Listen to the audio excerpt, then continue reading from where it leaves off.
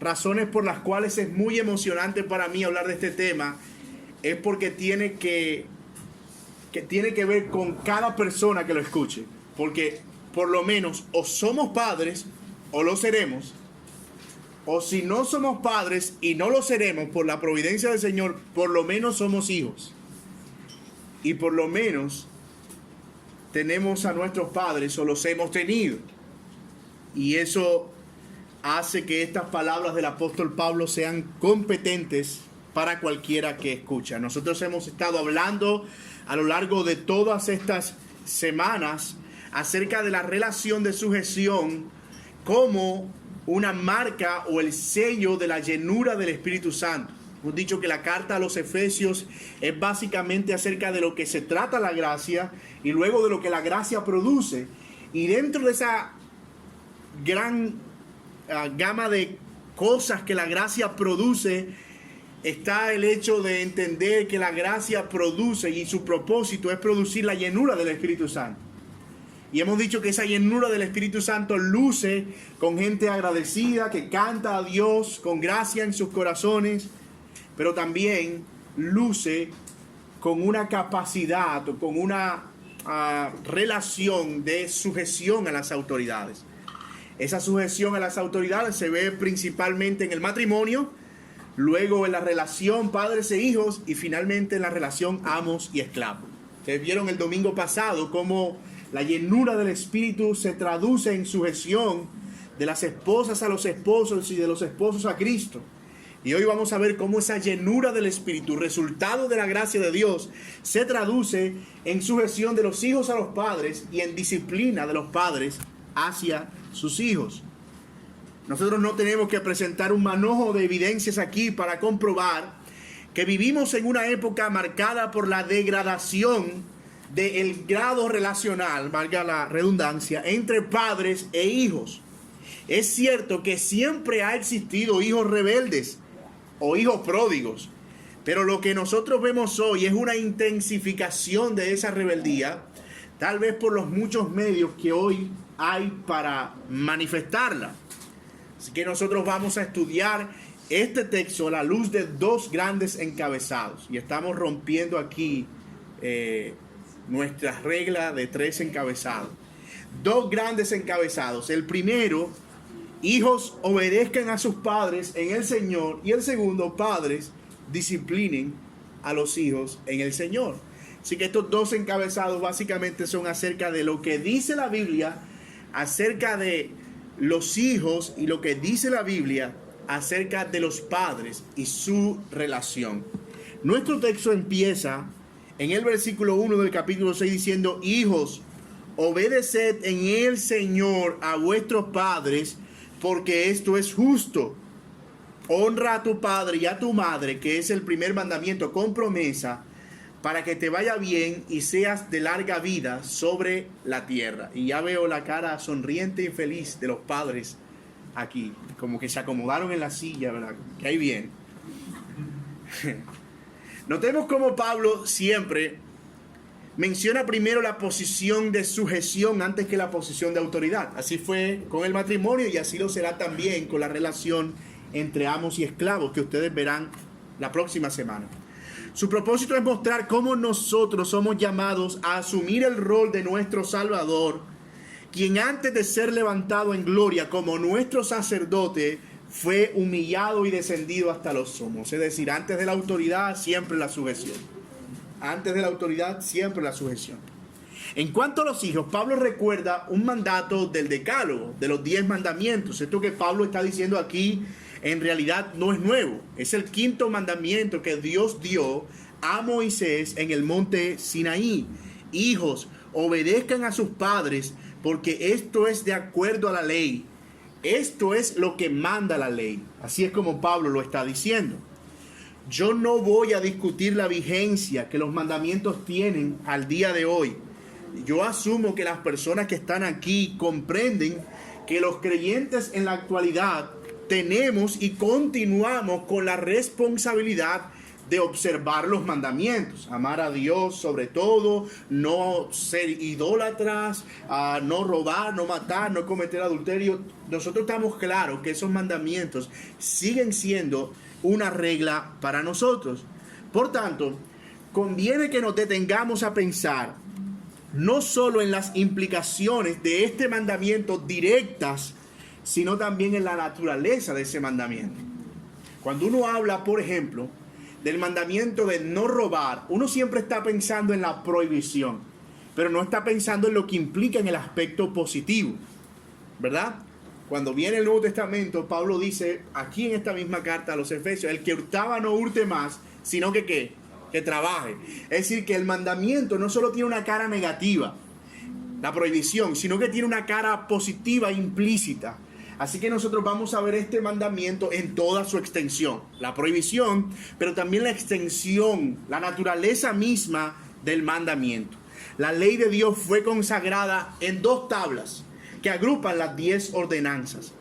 Una buena manera de dividir los 10 mandamientos es considerar la primera tabla como los mandamientos que tienen que ver con nuestra relación con Dios, mandamiento 1 al 4, y la segunda tabla, los mandamientos que tienen que ver con nuestra relación con el prójimo. Finalmente, en eso se resume toda la ley, nuestro amor y devoción a Dios y nuestro amor y relación con el prójimo.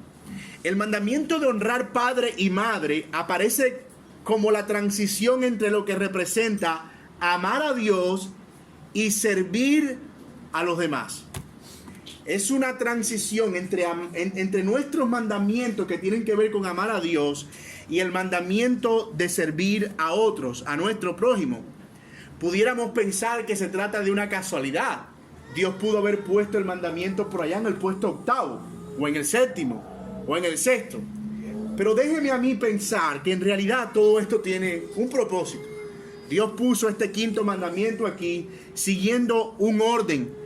Y el propósito que nosotros vemos aquí es la intención de parte de Dios de mostrar cómo la relación entre padres e hijos nos capacita a nosotros para entender nuestra propia relación con Dios.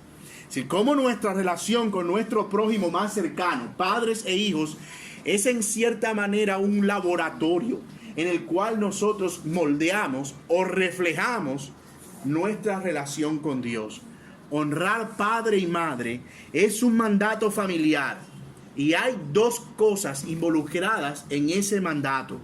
Por un lado, deja claro que en este mundo vivimos bajo una autoridad divina, pero también una autoridad humana. Y por otro lado, también nos muestra este mandato que hemos sido creados para relacionarnos con personas que Dios también creó a su propia imagen. Así que el mandamiento 5 cumple con esas 2 características. Nos muestra a nosotros cómo relacionarnos con una autoridad, pero también nos muestra al mismo tiempo cómo relacionarnos con nuestro semejante.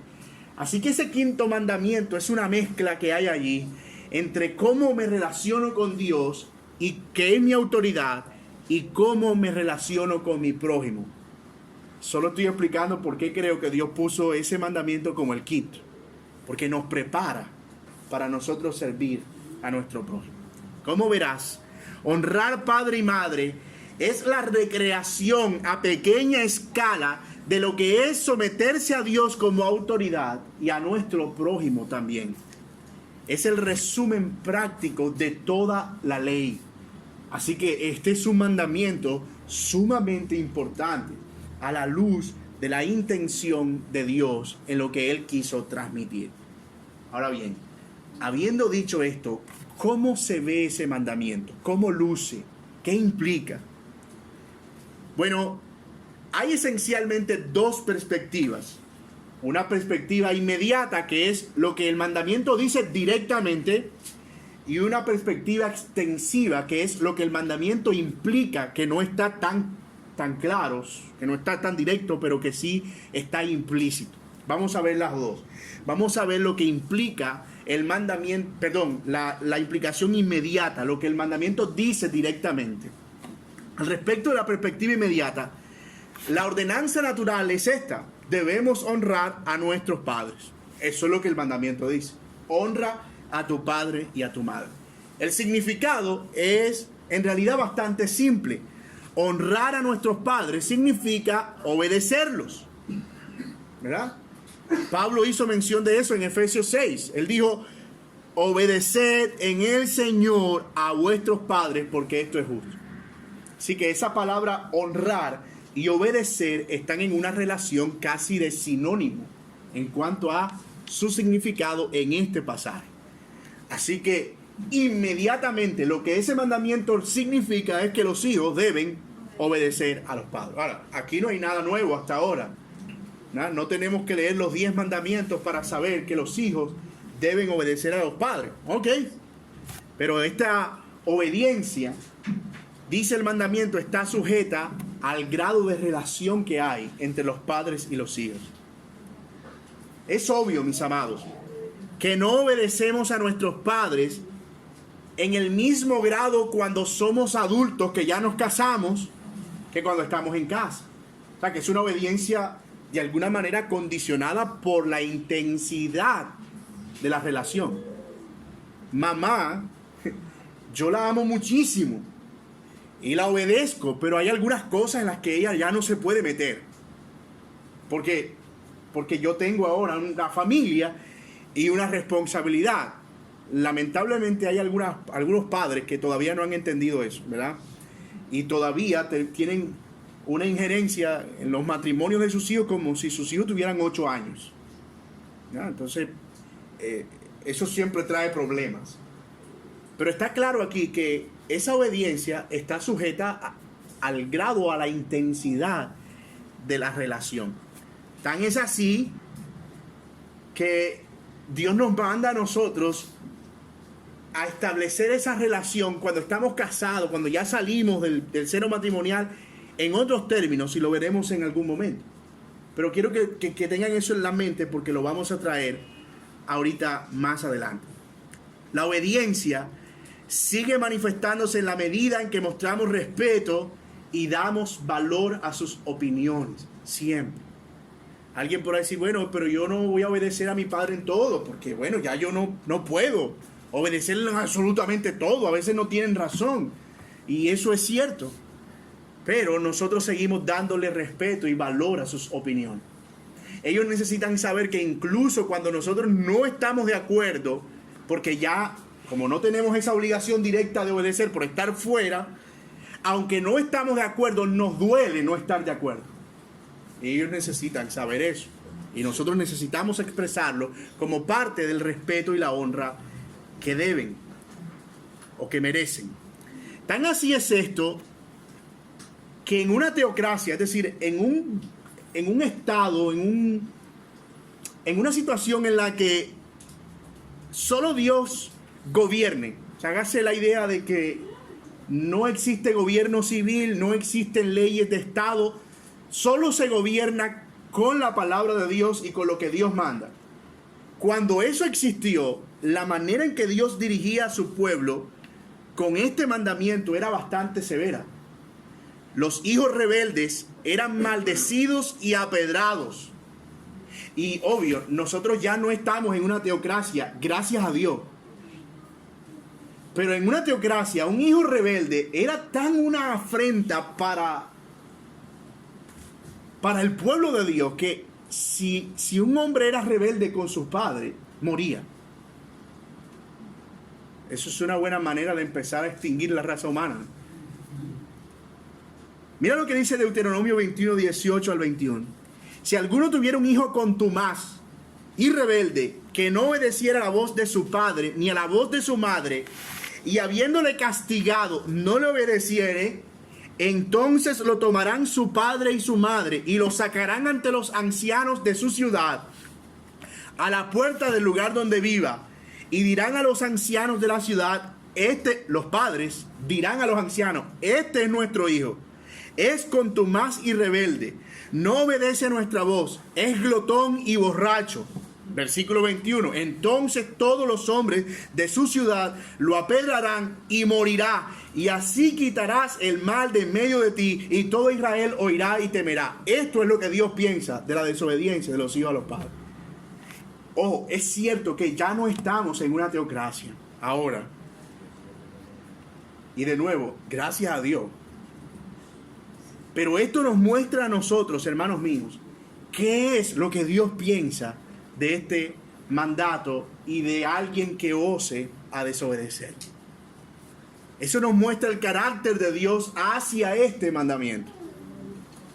Ahora, pero obedecer a los padres, o honrar a los padres, no solo significa obedecerlos.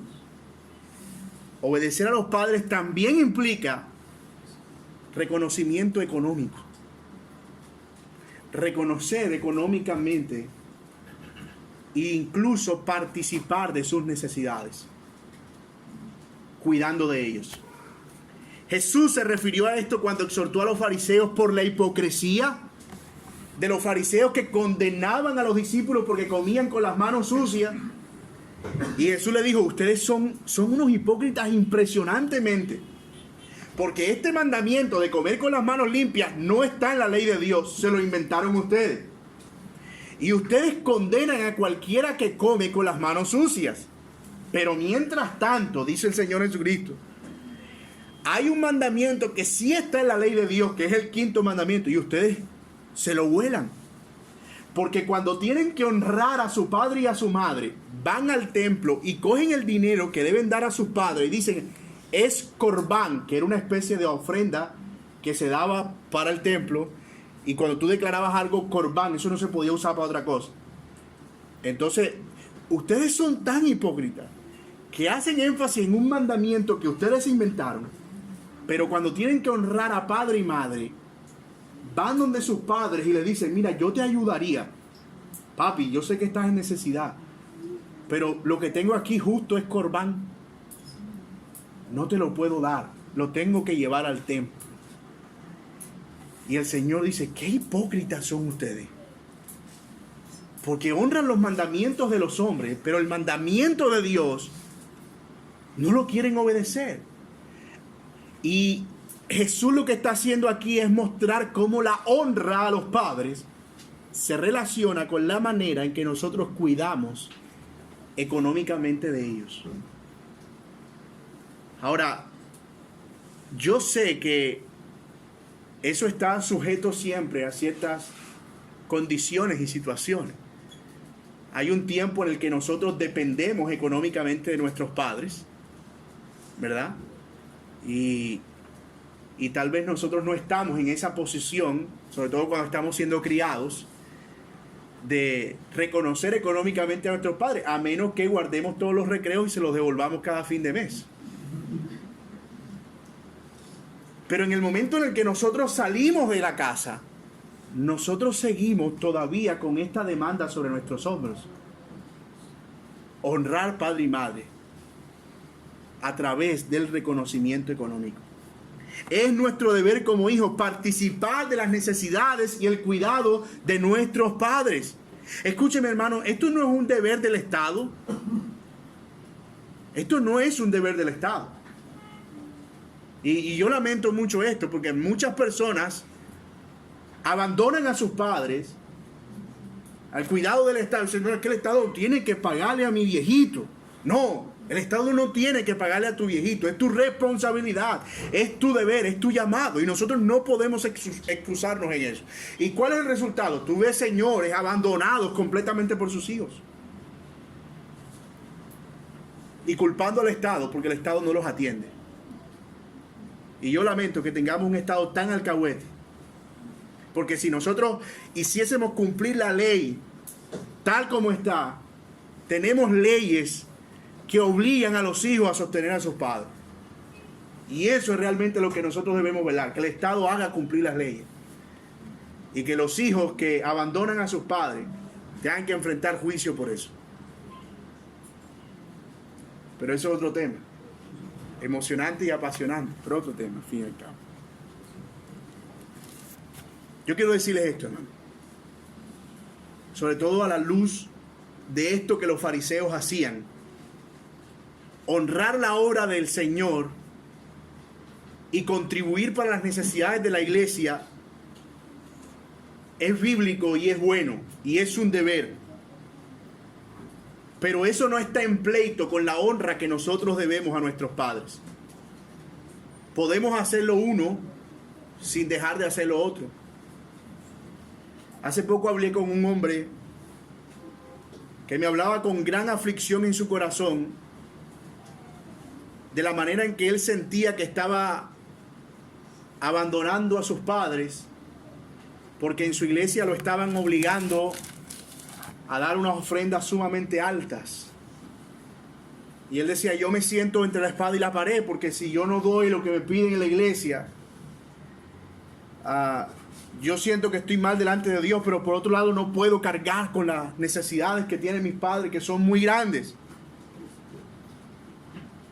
Yo le dije, mira, lo primero que tú tienes que pensar es que si realmente tú le estás dando al Señor, o si estás simplemente siendo el objeto de una estafa psicológica. Están robando tu dinero.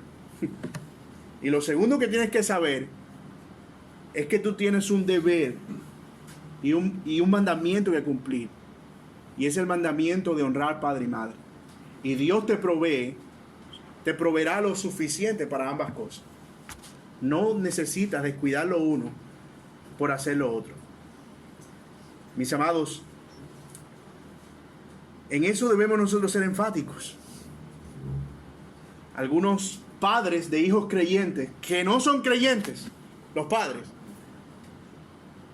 ven esto como un acto tirano, y creo que tienen razón. Nosotros debemos cuidar de nuestros padres, porque esa es una manera de honrarlos, es una manera de nosotros cumplir con este mandato del Señor expreso. Algunas personas pueden ser muy sistemáticas en apartar el dinero que dan en la iglesia, lo cual, como dije, no es malo en sí, pero ellos mismos son extremadamente tacaños cuando se trata de atender alguna necesidad de sus padres. Hay un problema ahí en el fondo. Y el problema, si escarbamos, puede resultar mucho más grave de lo que parece. Ahora, esa es la implicación inmediata del mandato. Veamos ahora la implicación extensiva del mandato. ¿Sí? ¿Qué es lo que implica en términos más amplios? Honrar padre y madre es la manera en que nosotros aprendemos a reconocer las autoridades. Desde pequeños, la primera autoridad que nosotros vemos, ¿cuál es? Papá y mamá. Y ese es el primer orden de autoridad con el que nosotros nos familiarizamos. Incluso antes de conocer la autoridad del señorío del Señor, nosotros conocemos la autoridad y el señorío de nuestros padres. En términos técnicos. Es la forma en la que se nos muestra el orden del sistema en el que vivimos. Dios diseñó al mundo para que funcionara en una relación de orden y autoridad. Autoridad y sujeción. Es un reflejo de lo que Él es en su naturaleza. La Trinidad misma. El matrimonio. La sociedad. La relación de los padres y los hijos. Las relaciones laborales. Dios diseñó el mundo para que fuera así. Y el primer contacto que nosotros tenemos con ese orden relacional es en el matrimonio. Y en efecto, mis amados, una persona que no reconoce la autoridad de sus padres no tendrá problemas en desconocer las autoridades civiles o las autoridades que sean. Y este es uno de los grandes fracasos de esta generación. Los pensamientos de anarquía y subordinación social que nosotros vemos hoy en día provienen del deterioro de este valioso mandamiento.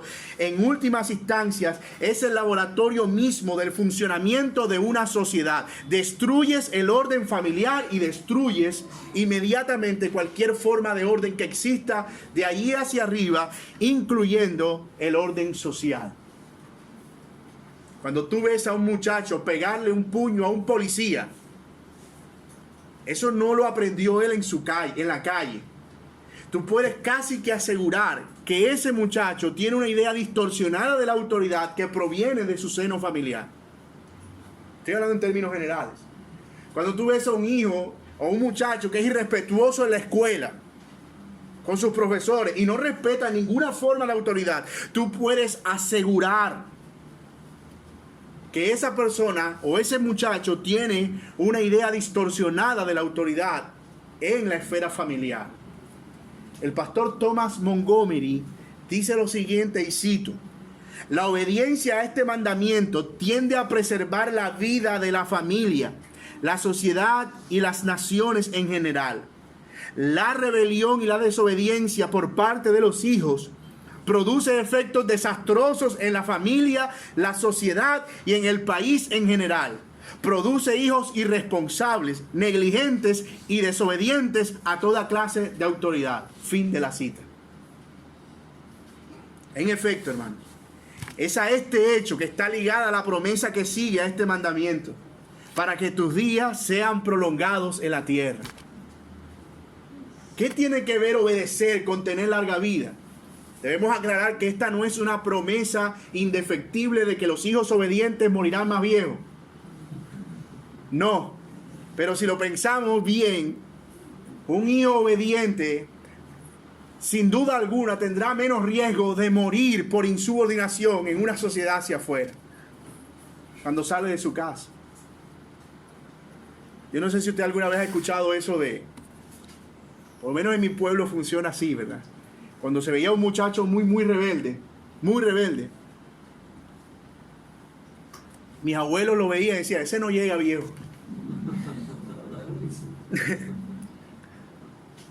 Y no era porque estaba garantizando que su vida iba a ser corta, es que se iba a meter en tantos problemas que lo más probable era que pudiera terminar con su vida de manera repentina, como dice el proverbista Salomón. Así que un hijo que aprende la obediencia de sus padres, obviamente tendrá menos problemas para enfrentarse a un mundo violento, caótico y en desorden. No es una promesa, pero hay una relación de extensión y de longevidad entre aquellos que viven de acuerdo al orden y aquellos que viven en contumacia y rebeldía. Hay un sentido de preservación y prevención aquí. Y eso nosotros debemos considerarlo. Nuestros padres también, en cierto sentido, tienen alguna experiencia que nosotros no tenemos. Han aprendido cosas que nosotros no hemos aprendido y se han equivocado en situaciones en las que nosotros todavía no nos hemos equivocado. Por lo tanto, sus observaciones son relevantes para nosotros y nos previenen de peligros que nosotros pudiéramos enfrentar. Así que no debemos nosotros menospreciar la ley de Dios. El cristianismo y la vida de piedad no son consecuentes con hijos rebeldes, muchachos que están allí, desobedientes a sus padres o altaneros. Y voy a decirlo más claramente, porque estoy siendo como muy elegante. Tú no puedes decir que tienes una profesión de fe verdadera si no respetas y obedeces a tus padres. Y si ese es el caso, entonces debes arrepentirte como quien adultera, como quien mata o como quien roba. Es simple. No podemos desconectar nuestra vida de fe de nuestra relación con Dios y de nuestra relación con nuestros padres. No podemos decir que somos creyentes genuinos que sirven al Señor de todo corazón si no hay ningún tipo de consideración de respeto hacia nuestras primeras y principales autoridades. No puede haber tal cosa como un creyente que goza de su salvación y llama a Cristo su Señor si no puede respetar el primer orden de autoridad que Dios le dio a su Padre. ¿Cómo puede ser Jesús tu Señor y la autoridad primordial sobre tu vida si la primera que tú ves no lo es? Y yo quiero citar unas palabras de Juan que tienen más o menos el mismo sentido. Si nosotros no podemos amar a nuestro hermano que vemos, ¿cómo podemos decir que amamos a Dios que no lo vemos? Y voy a usar esa misma lógica, el mismo argumento para decir, si no podemos someternos a nuestros padres que los vemos y son nuestra autoridad, ¿cómo podemos decir que Cristo es nuestro Señor si no lo vemos? Si alguien no se somete a sus padres, ¿cómo podrá someterse a Cristo? Esa es una buena pregunta. Ok, padres, fin de la sonrisa de su rostro, porque ahora vamos a hablar acerca de cuál es su deber. Y esto nos lleva a nuestro segundo encabezado. Padres, no provoquen a ira a sus hijos. No provoquen a ira a sus hijos. Por otro lado, y esto está muy claro allí, los padres no deben abusar de su autoridad. Si usted lo mira bien, el patrón realmente de Pablo es el mismo. O sea, esposa, sométate a tu esposo, pero esposo, no abuse de tu autoridad, ama a tu esposo. Y aquí igual, padres, ejerzan autoridad sobre sus hijos, o hijos, sométanse a la autoridad de sus padres, pero ojo padres, no abusen de esa autoridad, no los provoquen a ira, sino críenlos y disciplínenlos en la amonestación del Señor. Dios le ha encomendado la tarea a los padres de criar a sus hijos. Ojo, yo sé que esto suena obvio, pero no es tan obvio. Pablo dice, padres, criad a vuestros hijos. Y yo sé que suena obvio, lo digo de nuevo, pero no es tan obvio. Dice padres, no abuelo, ni tío, ni el ICBF. Dice padres, ni el Estado. Dice padres, criad a vuestros hijos. Es nuestro deber y es nuestra responsabilidad. Y esa disciplina y esa enseñanza y esa crianza debe ser en el Señor. Y esa es la palabrita clave ahí. Sino criarlos en disciplina y amonestación del Señor. Ya vamos a ver un poco más acerca de lo que todo eso implica. Este aspecto al respecto de los padres hacia los hijos contiene dos elementos. Uno negativo y uno positivo. Vamos a ver primero el elemento negativo. Dice, no exasperen, no provoquen a ira a sus hijos. De hecho, Colosenses, que es un pasaje paralelo, dice, para que no se desalienten o desanimen. Y eso nos ayuda a nosotros a completar la idea. ¿Por qué no deben provocar a sus hijos? ¿Por qué no deben abusar de su autoridad para que ellos no se desanimen? Este pasaje es escandaloso si se piensa en el contexto de la época del apóstol Pablo, cuando se escribió esta carta. Porque una de las cosas que nosotros a veces hacemos cuando estamos escuchando la palabra de Dios es que creemos que ese mensaje fue escrito directamente para nosotros. Y no, nosotros lo estamos recibiendo de rebote. Se escribe a una audiencia original en un contexto particular y tiene unas implicaciones para nosotros. Así que para nosotros comprender el mensaje correctamente, nosotros debemos entender qué fue lo que la audiencia original entendió y qué era lo que significaba en ese momento para la audiencia original. Así que para la audiencia original, lo que Pablo está diciendo aquí es supremamente escandaloso. Porque en la época de Pablo, los hijos eran una propiedad más de los padres. E incluso ellos podían decidir si disponían o no de ellos en el futuro.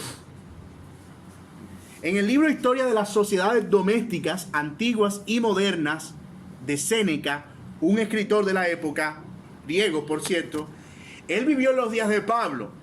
Y él dijo esto acerca de la patria potestad de los padres sobre los hijos. Cito a Séneca aquí. Dice, exterminamos los perros rabiosos, matamos a los bueyes feroces e indomables y degollamos los fetos monstruosos y ahogamos los hijos que nacen débiles y deformes. Fin de la cita. Así que lo que Pablo está diciendo aquí es revolucionario. Cuando no existían ni la ONU, ni los derechos de los niños, el Evangelio de Jesucristo vindicó la causa de los derechos. Y esto era algo contra cultura, contra lo que ellos estaban considerando en esa época. Lo que Pablo está diciendo aquí es el Evangelio protege a los niños de padres cristianos. Garantiza que van a ser criados. Garantiza que no van a ser menospreciados, rechazados o arrojados en un precipicio por no tener el potencial de ser útiles en el futuro Hay muchas maneras, hermanos, en las que el mundo sigue obrando exactamente de esa manera. Yo creo que no hay mucha diferencia entre estas palabras de Séneca y las que pudiéramos encontrar como la justificación para el aborto en muchos lugares del mundo. ¿Cierto? Es una paradoja. No estamos viendo nada nuevo debajo del sol. Pero hay muchas maneras en las que como padres, nosotros como padres, podemos exasperar o provocar a ira a nuestros hijos. Y voy a mencionar solo algunas de ellas. Nosotros podemos provocar a nuestros hijos a ira o exasperarlos al aplicar mal la disciplina. O sea, la Biblia dice que los padres deben disciplinar a sus hijos, pero debemos aplicar la disciplina correctamente. La disciplina se puede aplicar mal. Por ejemplo, una disciplina sin justificación. Te pego, ¿por qué? Porque llegué aburrido y te quiero pegar. Pero si yo no hice nada, no importa por si haces algo en el futuro. ¿Verdad? Tampoco esa disciplina debe ser airadamente, y aquí hay un desafío. Porque muchas veces la disciplina que nosotros administramos es más por la ira que nos provoca que por el sentido de corrección. Simplemente estamos molestos, nos sentimos ofendidos, sentimos que nuestros hijos están burlándonos.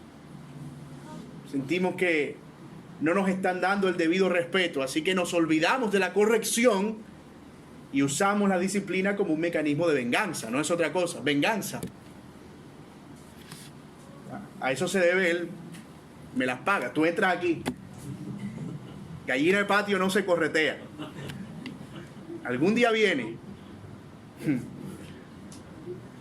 O cuando se administra la disciplina con excesiva fuerza, ¿verdad? La Biblia habla de que debemos castigar a nuestros hijos y disciplinarlos, incluso en algunas ocasiones esa disciplina va a implicar el uso de la corrección física. La vara y la corrección dan sabiduría, muchachos que están aquí, eso está en la Biblia, eso no se lo inventó papi. Pero muchas veces esa disciplina puede ser mal administrada porque puede ir con excesiva fuerza. Tú puedes ver fácilmente un padre que se cuadra a pelear con el hijo como si fuera trompa, muñeca, ¿verdad? ¿Tienes algún problema? Vamos a resolverlo. Eso lo he visto yo, ¿no?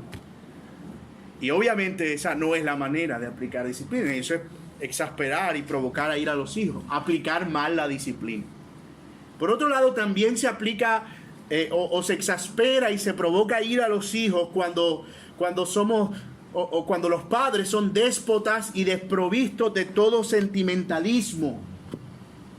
Esa sensación del padre que no habla, sino siempre en tono regañoso. Y uno no se explica, ¿verdad? Él puede estar teniendo una conversación supremamente normal con cualquier persona, pero en el momento en que se diría al hijo, el tono cambia. Incluso cuando se trata de lo más esencial, como, ¿me puedes hacer el favor de traerme café? Se escucha algo como, tráeme café. Y tú puedes encontrarte con padres o con hijos que rara vez han escuchado alguna palabra amable por parte de sus padres. O te amo, o hijo, tú sabes que yo te quiero, o te voy a dar un beso, o ven acá. Porque pareciera como si hablar fuerte fuera señal de autoridad. Entonces, el ser déspota y el ser desprovisto de sentimentalismo hacia los hijos es una manera también de provocarlos a ira. Otra forma es tener favoritismos, sobre todo cuando hay varios hijos. Hay un ejemplo claro y es el ejemplo de José. ¿Ustedes se acuerdan de José, el penúltimo hijo de Jacob? Jacob no tenía vergüenza realmente. O sea, delante de los 11 hijos, quítense. Joséito, ven aquí, mijito. Te hice esta túnica especialmente para ti. Papi y yo, usted nada. Toma, mijito, aquí tiene. Es que tú eres el primero de Rebeca y tú sabes que tú eres mi hijo especial. Óyeme, ¿qué fue lo que provocó ese padre? Yo no estoy, obviamente no estamos justificando que los 11 hermanos hayan querido matar a José, pero déjeme decirle, Jacob, caramba, Jacob, tú provocaste a esos muchachos, ¿verdad? Convirtió al muchacho en enemigo de sus otros 11 hermanos, porque en todas cosas José era normal con ellos y quería tener una relación con ellos, al menos lo que vemos nosotros en la palabra de Dios y la manera en que trataba de comunicarse. Pero ellos querían matarlo, nada más y nada menos que matarlo. Así que Jacob, provocó a ira a sus hijos teniendo favoritismo. Y eso se ve mucho, sobre todo por el que este fue normal y el otro fue por cesárea. Es que este se parece a mi esposo y este se parece como a mi mamá, no sé, y mi mamá me pegaba a mí, entonces yo veo, en fin, hay tantas razones que tú puedes encontrar dentro del seno de una familia. Y uno siempre recibe esa pregunta, ¿verdad? Cuando uno tiene varios hijos, ven acá, pero ¿a cuál quieres más? Me vas a decir que tú no tienes como una inclinación, y es posible que uno tenga una facilidad de relación con un hijo y con otro, y ojo, porque eso puede, no bien manejado, convertirse en una forma de empezar a provocar a ira al otro. Yo crecí con 4 hermanos y mamá era muy estricta con esto, y a veces ella terminaba pegándole a los otros nada más como por mantener el equilibrio, ¿no? Como para que no crean, pero yo que hice, no, nada, entran los dos al cuarto, porque aquí a los dos les tengo que pegar. Y en eso, hermanos, nosotros debemos ser sabios en la administración de la disciplina, la manera, la forma, porque los hijos olfatean y detectan lo que nosotros no detectamos. Por eso tú ves hijos que por ahí como a los 12 años que llega la crisis de la adolescencia empiezan a creer que son adoptados. A mí me trajeron no sé qué parte, a mí me regaló la tía, yo no sé, sería que me cambiaron en el hospital. Y empiezan los hijos como a encontrarse en esa crisis de identidad precisamente a raíz de la manera poco sabia en la que se manejan o se administra la disciplina, sobre todo cuando hay varios hijos. Otra manera de administrar mal la disciplina o de provocar a ira a los hijos es al recriminar permanentemente sus faltas y obviar sus elogios. Al estar continuamente observando sus equivocaciones, pero al estar ignorando voluntariamente sus logros, ¿verdad? Entonces el hijo viene todo emocionado. Papá, no perdí una materia. Sí, está bien. Pero cuando por allá sacó una medio regular, ¿qué problema?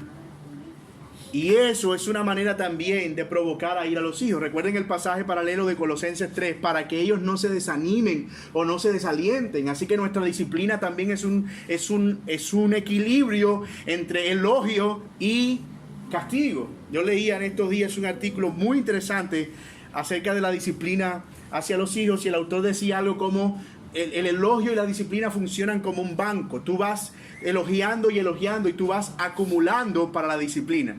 Así que cuando tú disciplinas, tú tienes un saldo a favor.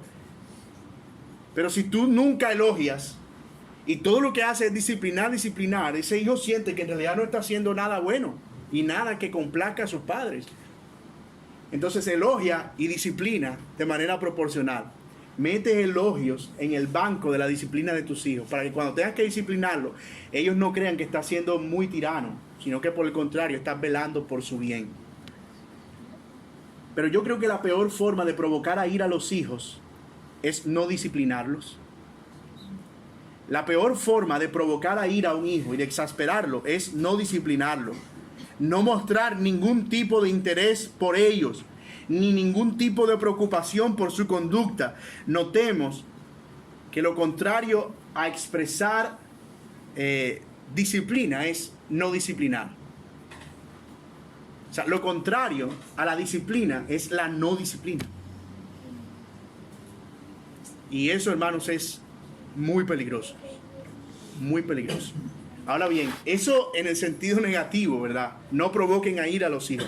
Pero el mandamiento tiene un aspecto positivo. Dice, críenlos en disciplina y amonestación del Señor. Los padres deben preocuparse por la disciplina y la amonestación en el Señor. Eso implica disciplina en cuanto a la conducta. Nosotros debemos trabajar en modelar a Cristo en nuestros hijos. Y ojo, hermano, escuche lo que estoy diciendo. Modelar a Cristo en nuestros hijos, no a nosotros mismos. Diría un pastor muy conocido, nuestros hijos no son nuestro departamento de relaciones públicas. Si no son lo que nosotros vamos mostrando delante. Miren mis hijos, qué buenos son. Miren cómo se comportan. Miren cómo... No.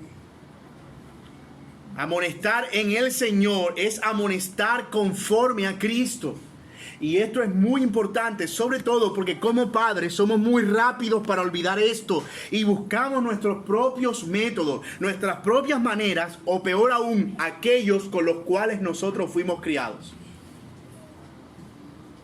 Entonces queremos con nuestros hijos hacer exactamente el mismo tipo de crianza que nuestros padres nos dieron a nosotros, como si realmente el de nuestros padres hubiese sido el modelo perfecto. Tú no sabes que a mí me dieron palo. Mírame aquí como yo estoy escalabrado. ¿Cómo me vas a decir tú que medio te hice una rajita en la pierna y ya te estás quejando? A mí me abrieron la cabeza 8 veces.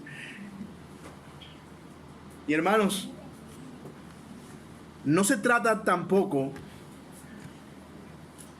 de nosotros convertir a nuestros hijos en una fotocopia de nosotros. Ellos son ellos, tienen su personalidad, su manera de ser, su forma de proyectarse, y nosotros debemos cuidar eso, proteger eso y disciplinar conforme de nuevo al Señor y no a nosotros. Ahora, no se trata tampoco de que nuestros hijos sean moralmente irreprensibles. No es que la meta sea que no se diga nada malo de ellos. Un musulmán puede lograr eso. Un mormón puede lograr eso. Un testigo de Jehová puede lograr eso.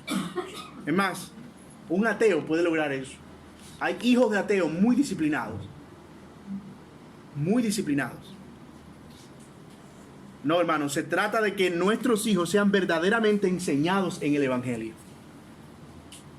Nosotros no somos responsables de su salvación. Nosotros no podemos salvar a nuestros hijos. Dios lo hace. Pero nosotros sí somos responsables de llevarlos a Cristo continuamente y presentarles el Evangelio una y otra vez. El Evangelio es la pauta de la crianza de nuestros hijos. No hay otro estándar, solo la palabra de Dios. Ella es útil para corregir, para instruir en justicia, a fin de que el hombre sea perfectamente preparado para toda buena obra, o enteramente preparado para toda buena obra. Cuando nosotros solo nos ocupamos de lo externo, nuestros hijos aprenden rápidamente a engañarnos.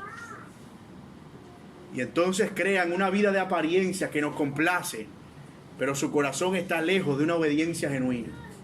Y el día que tengan la oportunidad, cuando la puerta quede medio abierta, entonces mostrarán lo que realmente había en sus corazones. Por eso nuestra meta no es que nuestros hijos sean moralmente irreprensibles. Nuestra meta es que conozcan a Cristo y que por medio del Evangelio expresen una conducta conforme a la piedad. Nadie ve tan de cerca los pecados de nuestros hijos y debemos buscar siempre la manera de que ellos puedan encontrar esperanza en Cristo Jesús.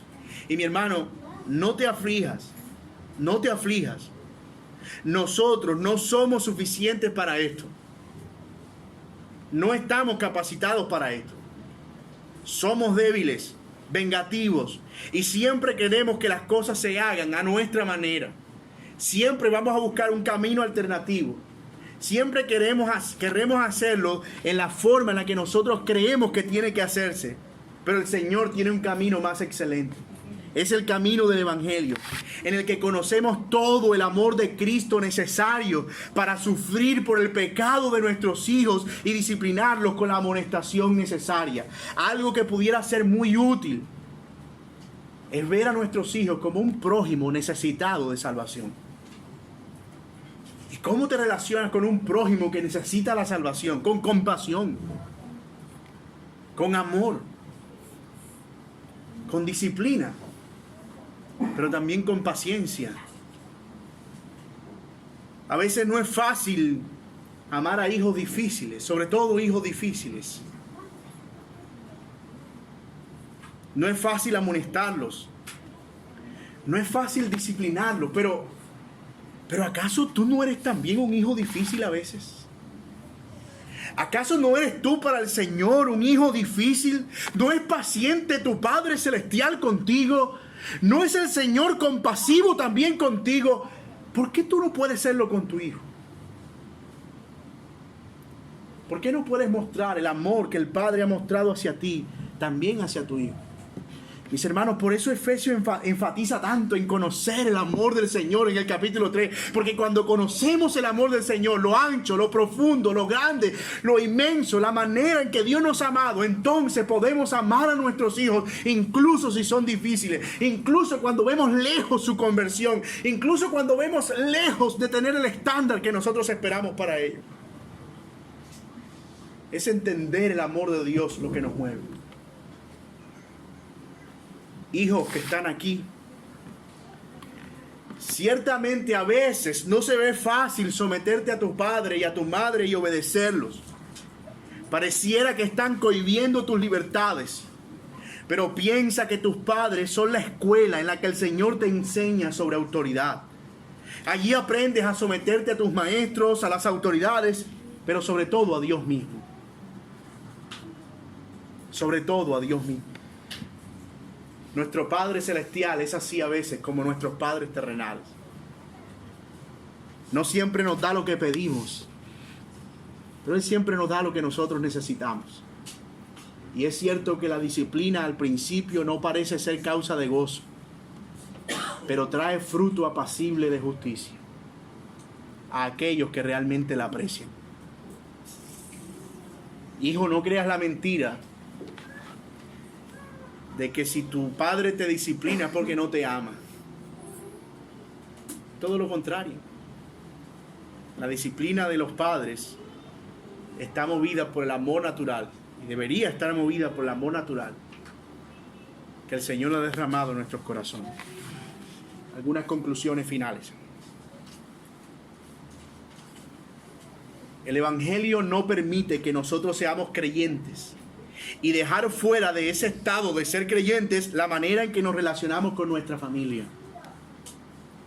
Eso implica nuestra relación con nuestras esposas, también nuestra relación con nuestros padres o con nuestros hijos. El Evangelio tiene mucho que ver con eso. Es más, el Evangelio tiene todo que ver con eso. El Señor no solo cambia nuestras vidas, sino la forma en la que ahora somos esposos, esposas, padre e hijo.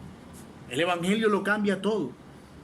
El mundo no tiene esta esperanza que nosotros tenemos. Por eso se cae a pedazos. Por eso sucumbe ante la impotencia de no saber qué hacer para reparar las cosas. Pero en el Señor tenemos descanso, tenemos paz, tenemos gozo y también la instrucción necesaria. Y amigo que estás aquí sin Cristo, en el mundo no hay esperanza para ti, ni para tu familia. Nunca la ha habido y nunca la habrá. Pero en Cristo Jesús, nuestras relaciones son puestas en orden. Tú vas a seguir golpeando al aire para tratar de arreglar las cosas. ¿Por qué no vienes más bien a Cristo hoy? Él perdonará tus pecados.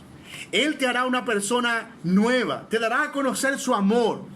Y ojo, el amor suficiente para ser un esposo y una esposa que ama profundamente, un padre y una madre que aman profundamente, y un hijo o una hija que aman profundamente conforme a su voluntad. ¿Por qué no corres a Cristo hoy, amigo mío? ¿Por qué no vienes al Señor hoy? Y el Señor pondrá todo en orden, conforme a su palabra y a su voluntad. Mis amados hermanos, que el Señor nos ayude. Oremos.